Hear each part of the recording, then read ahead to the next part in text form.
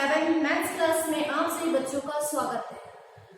हम लोग पिछले कक्षा में देखे थे कि समुच्चय है ना में यूनियन और इंटरसेक्शन को कैसे जोड़ते हैं, कैसे घटाते हैं, उन सब के बारे में हम लोग पढ़े थे। आज हम नेक्स्ट उसी के आगे का प्रश्न 1A.7 में देखेंगे कि इसका पूरक है ना, पूरक मतलब डैश कैसे निकालते हैं, यूनियन इंटरसेक्शन में उसका डैश कैसे निकाला जाता है। ठीक, चलिए इसके लिए हम आते हैं प्रश्नावली 1A.7 में। ठीक, 1A.7 में जैसे कोई भी एग्जांपल के तौर पर मैं बताती हूँ पूरक कैसे निकालेंगे। ठीक है, एग्जांपल है पूरक मींस किसी भी चीज का मतलब ए का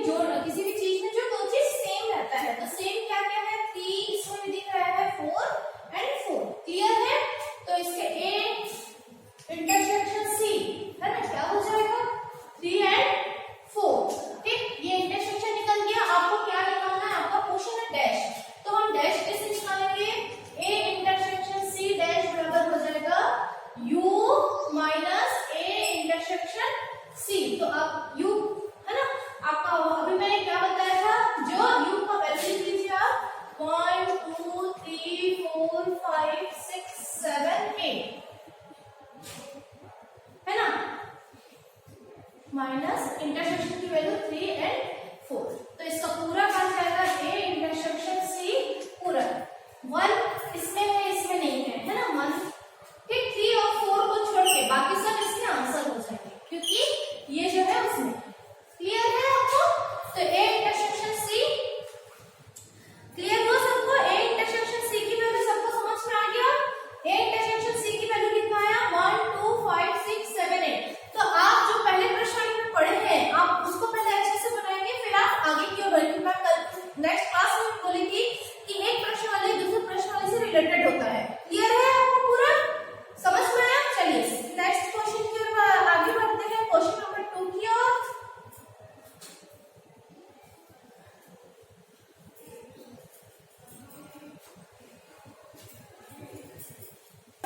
बढ़ते हैं। क्वेश्चन नंबर 2 में आपको दिया है यूनियन u बराबर है 1 2 3 4 5 6 7 8 9। a की वैल्यू आपके पास है 2 4 6 8 एंड b की वैल्यू है आपके पास 2 3 5 7। आपको ये सब प्रैक्टिस करना है कि a यूनियन b पूरे का डैश बराबर a dash intersection b dash. तो आप पहले सबसे पहले a यूनियन b निकालेंगे ना। a यूनियन b कैसे निकालेंगे? a की वैल्यू 2 4 6 8 यूनियन b की वैल्यू 2 3 5 7, दोनों को जोड़ने का काम यूनियन करता है। तो ये 2 4 6 8 ठीक 3 5 7 यूनियन। अब आपको पूरा डैश निकालना है ना, तो आप डैश कैसे निकालेंगे? u में से a यूनियन b को माइनस कर देंगे। तो u की वैल्यू क्या है? 1 2 3 4 5 6 7 8 9 ठीक। और a यूनियन b की वैल्यू कितना आया? 2 4 6 8 3 5 7। क्लियर है? तो अब देख लीजिए 1 नहीं है ना, तो आपका पहला हो जाएगा 1 ठीक। 2 3 4 5 6 6 7 7 8 8 बचा क्या 9। तो आपका आंसर होगा 100 है ना। हम ये कौन से साइड में? एलएचएस में ठीक। अब हम आरएचएस में आएंगे। तो आरएचएस में क्या है? a dash intersection b dash. तो आप पहले a डैश निकालेंगे। a डैश कैसे निकालेंगे? u में से a को माइनस कर देंगे। u 1 2 3 4 5 6 7 8 9 है ना। और a की वैल्यू कितनी है 2 4 6 8। तो 2 4 6 8 को पार्टिकल कितना बचा आपके पास? 1 3 5 7 9 ठीक। अब आप b डैश निकालेंगे तो u माइनस b। तो u की वैल्यू 1 2 3 4 5 6 7 8 9 माइनस b की वैल्यू 2 3 5 7। अब आपको 2 3 5 7 को हटा दीजिए, बचा क्या आपके पास? 1 4 6 8 9। आपका क्वेश्चन है ना a dash intersection b dash. a dash की वैल्यू कितना आया? 1 3 5 7 9 और इंटरसेक्शन b डैश की वैल्यू 1 4 6 8 9। तो इंटरसेक्शन मतलब जो दोनों में सेम चीज होता है ठीक एंड 9। तो आपका आंसर क्या हो जाएगा? 1 एंड 9। माने एलएचएस और आरएचएस क्या हो जाएंगे? आपस में बराबर हो जाएंगे। क्लियर? चलिए नेक्स्ट क्वेश्चन की ओर बढ़ते हैं। क्वेश्चन नंबर 3 में भी आपका वही है ना। आपको दोनों साइड प्रूफ करना है, तो आप स्वयं करेंगे। हम क्वेश्चन नंबर 4 की ओर बढ़ते हैं।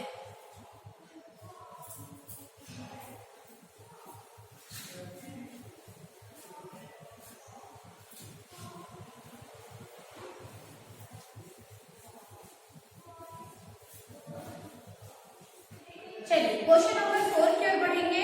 क्वेश्चन नंबर 4 में है हमारा प्राकृतिक संख्याओं के समुच्चय को सर है ना। क्वेश्चन नंबर 4 में अब आपके क्वेश्चन में u आपको पहले से दिया हुआ रहता था, आपको बनाने की आवश्यकता नहीं पड़ती थी, लेकिन इसमें आपको u बनाना पड़ेगा।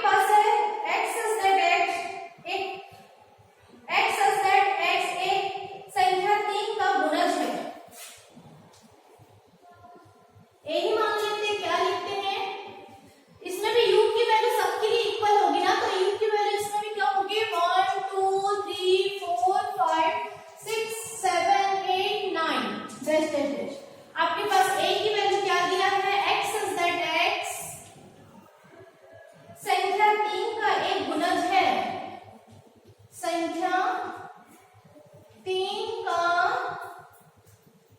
एक गुणज है, एक घन गुणज है। घन मतलब जो 3 की पावर है ना स्क्वायर होता है, तो ये क्या हो गया 3 की पावर 3, 3 का पावर स्क्वायर मतलब 3 दूनी 6, 3 की 9, 3 चौक 12, 3 पंचे 15 डैश डैश डैश। क्लियर है? मतलब 3 के बाद पहले 1 रखेंगे जो आएगा, 3 के बाद 2 रखेंगे जो आएगा, 3 के बाद 3 रखेंगे जो आएगा, 4 ऐसे मतलब 3 का टेबल। ठीक, अब हम इसका पूरक निकालेंगे, तो पूरक